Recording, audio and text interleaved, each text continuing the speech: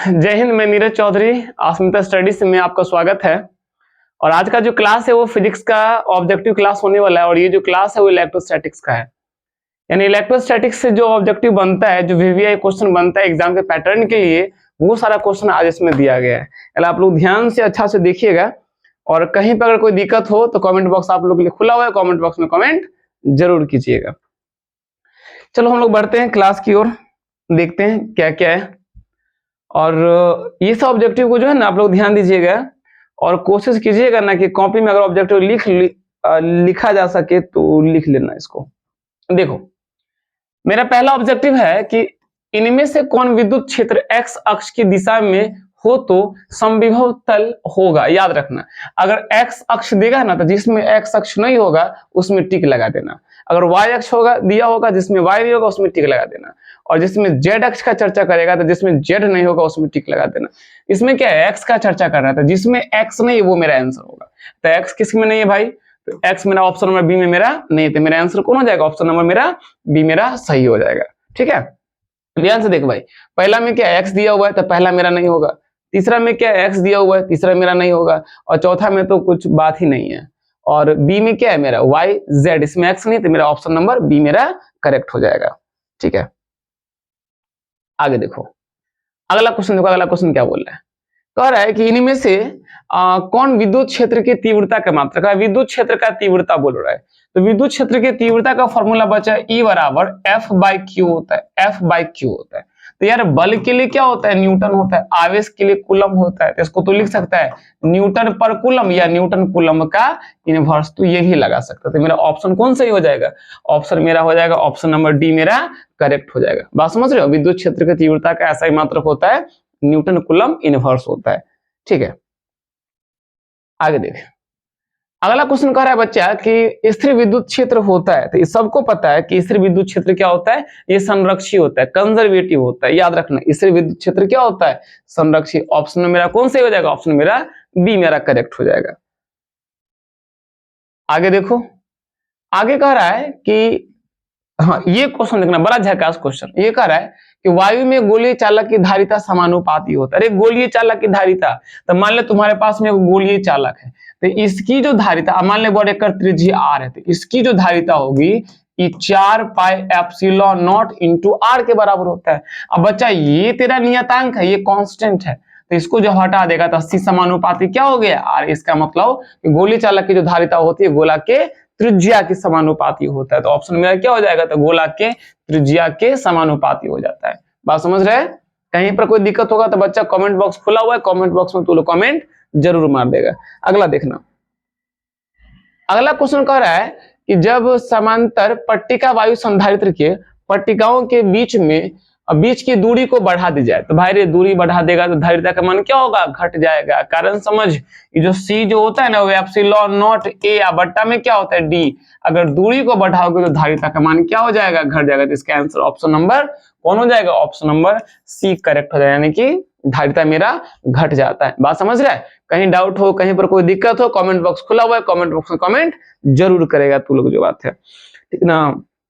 एकदम बच्चा अच्छा से पढ़ते रहा, माथा पर तू लोग का बोर्ड एग्जाम है, याद रखना बोर्ड एग्जाम में फेल पास जो डिसाइड करता है वो तुम्हारा ऑब्जेक्टिव करता है।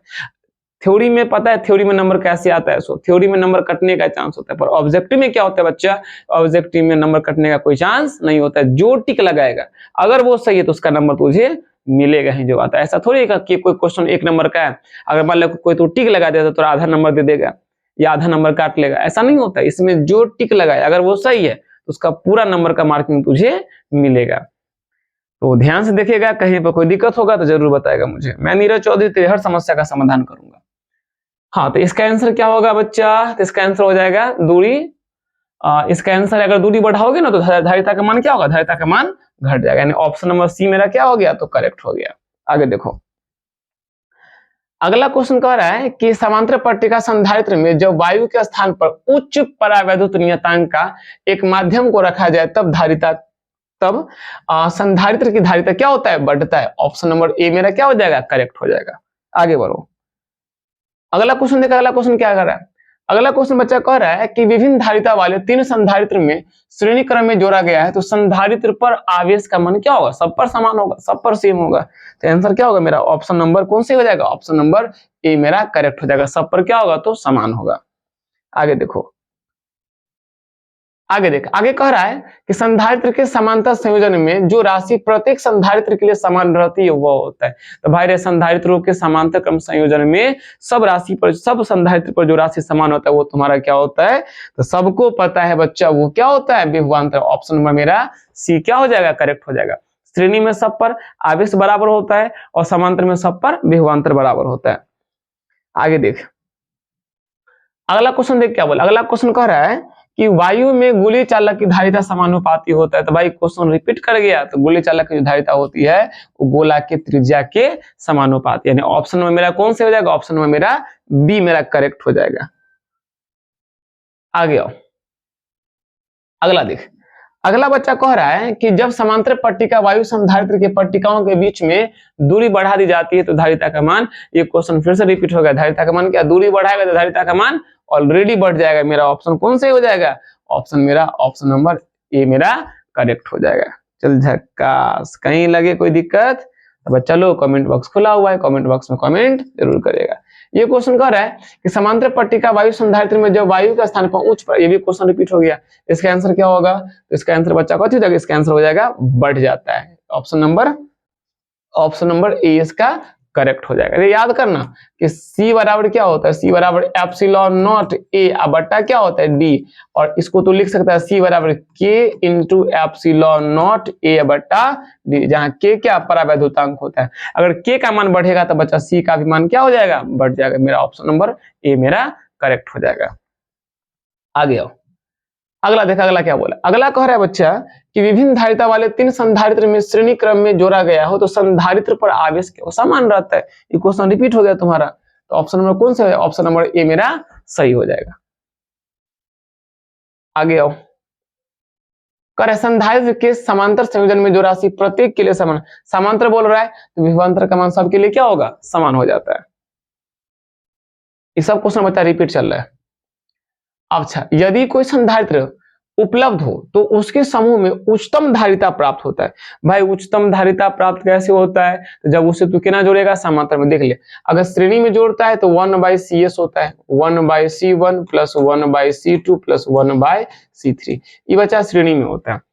समांतर में बच्चा रे Cp बराबर C1 प्लस में C2 प्लस में C3, ऐसे plus dot dot dot dot कहां तक हो जाता है? Cn तक। यानी कि कह रहा है कि यदि कोई संधारित्र उपलब्ध हो तो उसके समूहन में उच्चतम धारिता प्राप्त करने के लिए उन्हें कैसे जोड़ना होगा? तो उन्हें जोड़ना चाहिए हम लोग को समांतर क्रम में। अगर तुमको उच्चतम धारिता चाहिए समांतर में जोड़ भाई।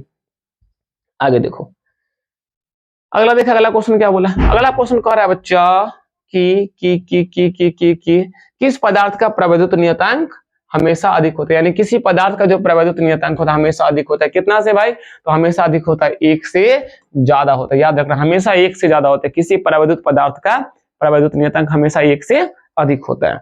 ऑप्शन नंबर सी मेरा करेक्ट हो गया। आगे देखो, आगे क्या बोला है। आगे कह रहा है कि एक प्लेट के छोर को हटा समांतर संधारित्र के 2 पट्टिकाओं के बीच में घुसाया जाए तो इसकी धारिता क्या होगा? तो धारिता का बच्चा मान हमेशा क्या हो जाएगा? बढ़ जाएगा, जो बात है। आगे चलो, ऑप्शन नंबर, क्वेश्चन नंबर देखो 17 देखो। यहां कह रहा है बच्चा रे कि एक संधारित्र समांतर पट्टिकाओं संधारित्र की प्लेटों के बीच में डाल देने पर धारिता का मान क्या होता है? बढ़ता है। क्वेश्चन रिपीट कर रहा है।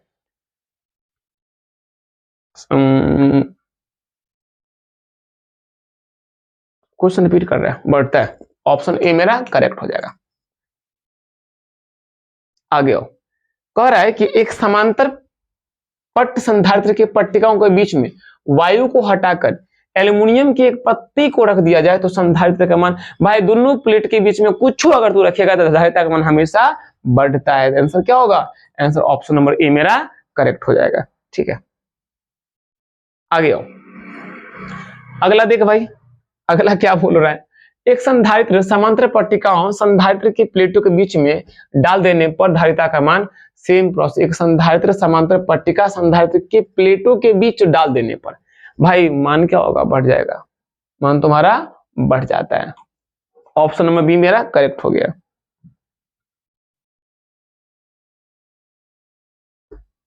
एक क्वेश्चन रिपीट कर रहा है सारा क्वेश्चन रिपीट कर रहा है, चलो कोई दिक्कत नहीं है, आगे बढ़ते हैं।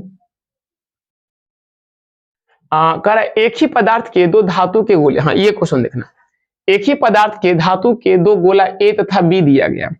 अब बच्चा इसमें कह क्या रहा है कि एक पर क्यू आवेश दिया गया। अब मान लिया एक पर क्यू आवेश दिया गया, मान लिया एक ही पदार्थ का दो गोला है, एगो ए है एगो बी है। मान लिया बउआ एक पर, यानी कि यहाँ एक नहीं होगा, यहाँ पर ए होगा, ए होगा, ए पर प्लस क्यू आवेश दिया गया है, तो क्या होगा भाई, तो ए का द्रव्यमान क्या होता है, ए का द्रव्यमान बढ़ जाता है। कहां से बढ़ेगा भाई, प्लस क्यू आवेश से ए का द्रव्यमान तो घट जाना चाहिए ना, ये पॉजिटिव हो गया। अब पॉजिटिव कब होता है, जब इससे इलेक्ट्रॉन निकलता है, तो ए का द्रव्यमान क्या होगा, घटेगा घटेगा। तो बी का द्रव्यमान, हाँ बी का द्रव्यमान बढ़ जाएगा, स्वाभाविक है। अगर ये पॉजिटिव होती है तुम्हारा क्या हो जाएगा, निगेटिव हो जाएगा, तो बी का द्रव्यमान तुम्हारा घट जाएगा, सॉरी बी का द्रव्यमान थोड़ा बढ़ जाएगा, तो ये सही हो जाएगा। मेरा ऑप्शन नंबर कौन सही हो गया, ऑप्शन नंबर मेरा बी मेरा करेक्ट हो गया। ठीक है, यहाँ पर अगर यही होता कि ए का द्रव्यमान घट जाएगा तो मेरा ऑप्शन ये सही हो जाता। आगे आता, आगे बोले दो चालकों के बीच आवेश के वितरण में होने वाला ऊर्जा हानि निर्भर करता है किसके भाई, विभवांतर के वर्ग पर निर्भर करता है। बहुत सिंपल क्वेश्चन, बहुत आसान क्वेश्चन, बहुत सिंपल क्वेश्चन है। अरे मक्खन की तरह क्वेश्चन है यार, मक्खन की तरह उड़ेगा क्वेश्चन सब। आगे देखो अगला क्वेश्चन कह रहा है कि डीवाई मात्रक है। भाई डीवाई किसका मात्रक है, तो डीवाई विद्युत द्विध्रुव आघूर्ण, ऑप्शन नंबर सी मेरा सही होगा। विद्युत द्विध्रुव आघूर्ण का ऐसा ही मात्रक जो होता है वो कूलम मीटर होता है, और सीधे से मात्रक तुम्हारा क्या हो जाता है, डीवाई, या अन्य मात्रक तुम्हारा डीवाई हो जाता है। आगे आओ, अगला क्वेश्चन देख भाई, ई क्वेश्चन में क्या बोल रहे, यहाँ पर कितना माइक्रोफैराड दिया हुआ नहीं, अरे क्वेश्चन तुम्हारा गलत हो गया। हाँ वहां पर 1 माइक्रोफैराड 2 माइक्रोफैराड अगर कुछ होता तो क्या बोले, ऊर्जा का मान था U बराबर कितना होता है 1/2 CV का स्क्वायर फॉर्मूला है। तो भाई C का मान मान लो, यहाँ ये तुम्हारा C का मान हो जाता, V बोल रहा है तो ये तुम्हारा V का मान हो जाता है, ये V का मान हो जाता है। इस पर रख दोगे तो तुम्हारा अपने आप ऑलरेडी बन जाएगा क्वेश्चन। चल ठीक आगे बढ़ते, ये क्वेश्चन कंप्लीट इनकम्प्लीट क्वेश्चन है। आगे आओ, अगला बच्चा क्वेश्चन कर रहा है कि स्थिर विद्युत क्षेत्र होता है, तो भाई ये भी क्वेश्चन रिपीट है। स्थिर विद्युत क्षेत्र क्या होता है तुम्हारा, तो संरक्षित होता है, ये कंजर्वेटिव होता है, कंजर्वेटिव ये होता है। अगला क्वेश्चन देखो कि एक समरूप विद्युत क्षेत्र x दिशा में है, विस्थापन है, तो समविभव सतह होगा, तो x को छोड़ के लगा टिक भाई, तो ऑप्शन मेरा कौन सा हो जाएगा, y z हो जाएगा, जिसमें x होगा उसको छोड़ देना, लगा देना, टिक लगा देना। मेरा ऑप्शन नंबर सी मेरा करेक्ट हो गया। आगे देखो अगला क्या बोल रहा है, कूलम बल है, तो कूलम बल भाई कैसा है, तो कूलम बल केंद्रीय बल भी है, कूलम बल विद्युतीय बल, दोनों प्रकार का कूलम बल होता है। मेरा ऑप्शन ए भी सही है, ऑप्शन बी भी सही, इसका मतलब मेरा आंसर कौन होगा, ए बी दोनों हो जाएगा। ऑप्शन मेरा सी मेरा करेक्ट हो गया। आगे आओ, आगे कह रहा है बच्चा रे कि इनमें से कौन सी राशि या राशियां अदिश नहीं है, अदिश नहीं है। तो भाई विद्युत क्षेत्र का जो तीव्रता तू देख रहा है, विद्युत क्षेत्र का तीव्रता, ये कौन राशि होता है, सदिश। तो यहाँ क्या बोला, कौन राशि अदिश नहीं है, मेरा ऑप्शन नंबर डी मेरा क्या हो गया, तो करेक्ट हो गया। अगला क्वेश्चन देख, अगला क्वेश्चन क्या कर, अगला क्वेश्चन कह रहा है कि विद्युत क्षेत्र का एसआई, विद्युत क्षेत्र की तीव्रता का एसआई मात्रक, बच्चा अभी जस्ट में बताया था तीव्रता का एसआई मात्रक क्या होता है, न्यूटन पर कूलम। ऑप्शन नंबर मेरा ए मेरा करेक्ट हो गया। बात समझ रहे हो, विद्युत क्षेत्र की तीव्रता का एसआई मात्रक न्यूटन पर कूलम होता है। बहुत सिंपल क्वेश्चन था, मक्खन की तरह क्वेश्चन आज का है। आज का क्वेश्चन झकास, अगर आज का क्वेश्चन अगर मान ले 35 क्वेश्चन है और 35 में से अगर 13 से 30 नहीं बनता तो बेकार है तोरा पढ़ना भाई, मत पढ़, तो छोड़ दे पढ़ाई लिखाई। तो आज का क्वेश्चन बहुत सिंपल है, बहुत आसान है, बहुत इजी है। अगर आज 35 क्वेश्चन है तो 35 में से तो 35 को तू टिक लगा सकता है, ऐसा क्वेश्चन आज का क्वेश्चन है। आज का जो क्वेश्चन है वो सुपर फास्ट की तरह झकास क्वेश्चन, बिजोर क्वेश्चन बोले तो। वायु में गोली चालक की धारिता अनुक्रमानुपातिक है। भाई देख क्वेश्चन रिपीट कर रहा है, किसके भाई, तो होता है गोला के त्रिज्या के अनुक्रमानुपाती हो जाता है। आगे चल, अगला क्वेश्चन देख, अगला क्वेश्चन कह रहा है कि वांडी ग्राफ जनित्र एक युक्ति है जो उत्पन्न करता है हाई वोल्टेज, उच्च वोल्टता उत्पन्न करता है। मेरा ऑप्शन कौन से हो जाएगा, ऑप्शन में मेरा सी मेरा करेक्ट हो जाएगा। बात समझ रहे हो, देख ले भाई, वांडी ग्राफ जो होता है वो उच्च वोल्टता को उत्पन्न करता है। और इलेक्ट्रोस्टैटिक्स में तू पढ़ा होगा, चैप्टर नंबर एनसीईआरटी का दूसरा चैप्टर का लास्ट टॉपिक ये था। अगला क्वेश्चन देख, अगला क्वेश्चन कह रहा है कि एक आवेशित चालक के सतह के किसी बिंदु पर विद्युत क्षेत्र का तीव्रता होता है, कहाँ होता है, सतह के लंबवत होता है। तो मेरा ऑप्शन नंबर कौन से हो जाएगा, ऑप्शन में मेरा बी मेरा करेक्ट हो जाएगा। बात समझ, एकदम सिंपल, आसान, बहुत आसान क्वेश्चन सबसे। आगे देखो, अगला क्वेश्चन कह रहा है अगला क्वेश्चन कह रहा है बच्चा कि जब किसी वस्तु को आवेशित किया जाता है तो उसका द्रव्यमान क्या हो जाता है। अरे आवेशित किया तो क्लियर किया कि धन आवेशित किया कि ऋण आवेशित किया, क्लियर नहीं किया, इसका मतलब उसका द्रव्यमान बढ़ भी सकता है और घट भी सकता है। एक कहता है वस्तु को धन आवेशित किया तो उसका द्रव्यमान घट जाता है, ऋण आवेशित करता है तो उसका द्रव्यमान बढ़ जाता है, पर यह क्लियर नहीं किया कि वस्तु को तो धन आवेशित करता है कि ऋण आवेशित करता है, इसलिए इसका आंसर क्या होगा, बढ़ भी सकता है और घट भी सकता है। ऑप्शन डी मेरा करेक्ट हो गया। एंड लास्ट क्वेश्चन, लास्ट नहीं क्वेश्चन और है। अब देख क्वेश्चन कह रहा है एकदम झकास, इसको मैं वीडियो ट्रिक के तरीका से मैं बता देता हूं, देख ध्यान से। तुझे कह रहा है कि 125 समान बूंदों को 125 समान बूंद है, अब प्रत्येक का विभव कितना 50 वोल्ट का है, विभव आवेशित किया जाता है। तो कह रहा है कि इन्हें जोड़कर नया बूंद बनाया तो नया बूंद का विभव कितना होगा। तो बच्चा नया बूंद का विभव अगर निकाले के हो तो देख कैसे करे क्या, यहाँ क्यूब रूट का स्क्वायर, यहाँ n लगा ले इंटू में भी कर ले, ये फॉर्मूला लगा ले, काम खत्म हो गया। तो देख तो भाई क्यूब रूट कितना हो, n मतलब बूंदों की संख्या 125 हो, तो 125 का स्क्वायर, गुना में भी का मान कितना बचा 50। अरे तो 125 का क्यूब कितना 5 होगा, तो 5 का स्क्वायर, 5 का स्क्वायर गुना में क्या 50, तो 5 का स्क्वायर 25 गुना 50, तो 25 5 125 एगो शून्य लगा लेते हैं, आंसर कितना हो गया 1250। मेरा ऑप्शन कौन सही हो गया, ऑप्शन नंबर डी मेरा करेक्ट हो। याद रख ले, ये सब क्वेश्चन थोड़ा पूछता है एग्जाम में, एकदम झकास मक्खन की तरह हलवा क्वेश्चन, ये सब क्वेश्चन अच्छा से देखे रहना सब बच्चा सब।